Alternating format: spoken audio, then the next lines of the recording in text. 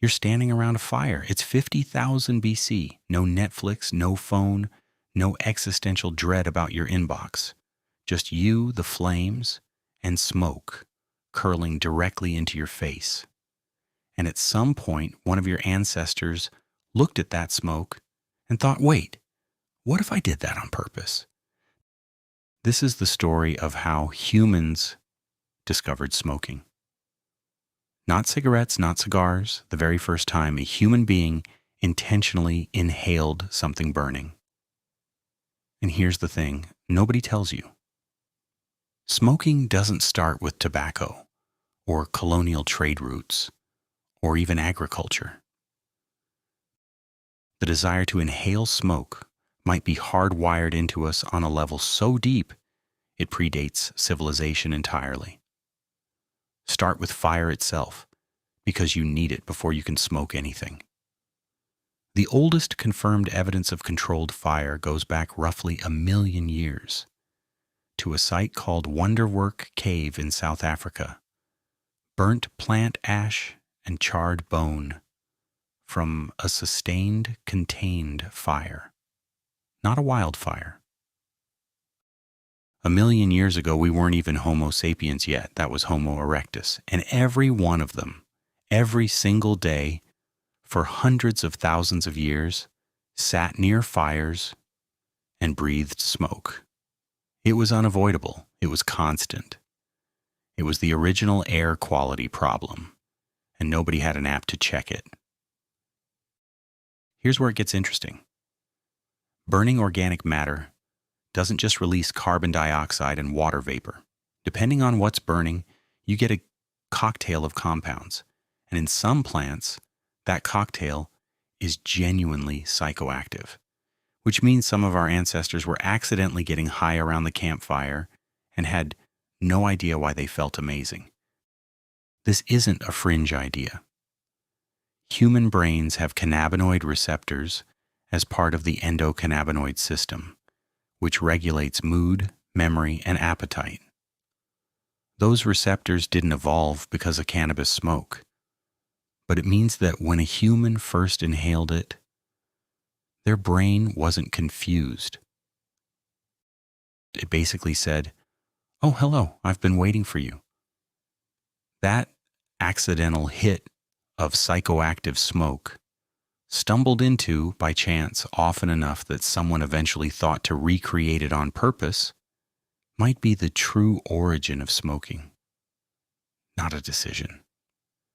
A very pleasant accident repeated until it became a choice, which means the entire multi-trillion-dollar global tobacco industry, centuries of ritual, shamanic tradition, and medical practice, may all trace back to a tired hunter who sat downwind of the wrong bush and had an unexpectedly great evening.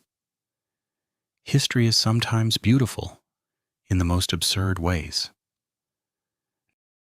Now, proving ancient humans intentionally cultivated something to smoke rather than just occasionally wandering into the wrong bush is a harder claim. The oldest solid evidence of intentional cannabis use comes from a burial site in the Pamir Mountains of Central Asia, dated to around 500 BC. Wooden braziers, superheated stones, and residue from unusually potent cannabis placed deliberately in a ritual burial. But older evidence being absent doesn't mean it didn't happen earlier. Organic material almost never survives thousands of years in the ground. We find million-year-old stone tools because stone is basically indestructible. A wooden pipe of dried herbs is gone within a few centuries. Which brings us to Herodotus. Writing in the 5th century BC, the Greek historian described the Scythians, nomads of the Eurasian steppe, setting up small tents, heating stones red hot, throwing hemp seeds onto them, and sitting inside inhaling the smoke, howling with pleasure, in his words. For centuries, historians assumed he was exaggerating. Then archaeologists started excavating Scythian burial mounds and found exactly what he described: bronze braziers, heated stones, hemp residue. He wasn't embellishing. If anything, he undersold it. Tobacco is the plant most people actually associate with smoking, and it's native to the Americas, completely unknown in Europe, Africa, or Asia until contact in the late 15th century. When Columbus's crew reached the Caribbean in 1492, they watched locals walking around with small glowing sticks, inhaling smoke through their mouths and noses, and were baffled right up until they tried it themselves within weeks. But tobacco use in the Americas is far older than 1492. Chemical residue in ancient pipes pushes it back at least 3,500 years, and in 2019 researchers found something even older: a 12,000-year-old hearth in Utah's Great Salt Lake Desert, containing wild tobacco seeds that appear to have been deliberately placed there. And critically, in ancient America, tobacco wasn't recreational, it was sacred, used in healing, in communicating with the spirit world, in binding agreements between tribes. Blowing smoke on someone was an act of blessing. The idea of tobacco as a casual everyday habit is a fairly recent European invention layered on top of something treated with reverence for thousands of years. This fits into what anthropologists call the intoxication hypothesis. Ronald Siegel, a psychopharmacologist at UCLA, argued in the 1980s that the drive to seek altered consciousness functions almost like a fourth biological drive, alongside hunger, thirst, and sex, and it isn't unique to humans. Elephants deliberately seek out fermented fruit. Reindeer in Siberia eat psychoactive mushrooms, then drink the urine of other reindeer who already ate them, because the compounds pass through intact. Reindeer running their own drug recycling program. Respect. If the drive runs that deep across species, it's entirely reasonable that early humans, long before pottery or pipes existed, were deliberately seeking out smoke from certain plants because they'd learned, through trial and error, which ones made you feel good and which ones might kill you. This was trial and error, prehistoric style, with genuinely high stakes and occasionally fatal results. But the ones who survived remembered and told others, and passed it down through generations of knowledge that was never written but was lived, mouth to ear, around a fire in the dark.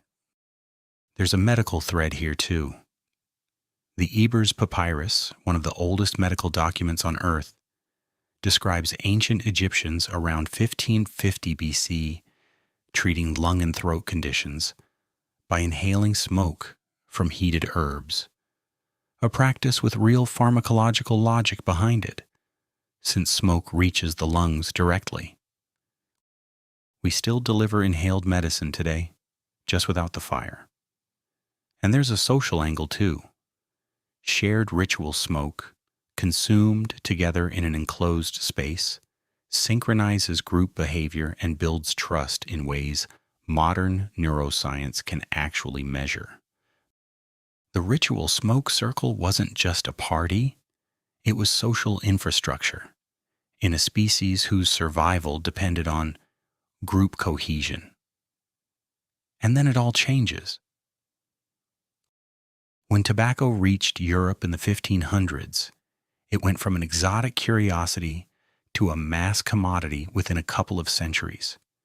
And by the 20th century, the industrially manufactured cigarette had turned something ritualistic and sacred into a product engineered to be as addictive and as profitable as possible, including decades of tobacco companies burying their own scientists' evidence that cigarettes caused cancer and marketing directly to children.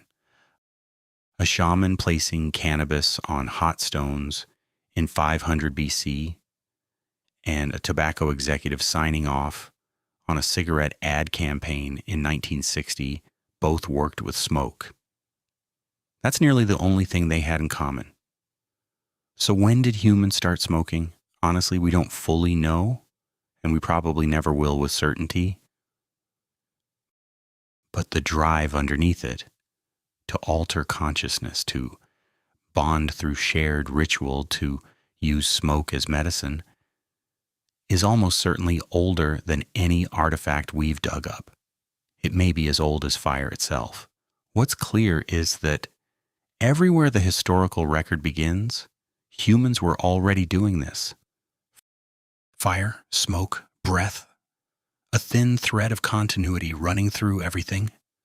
From a Scythian howling with pleasure in his tent, to an Egyptian physician prescribing smoke for a bad lung, to a confused European trying tobacco for the first time on a Caribbean beach. Next time you catch a whiff of wood smoke on a cold night, you're taking part in something far older than you realize. You're doing what humans have always done. You're breathing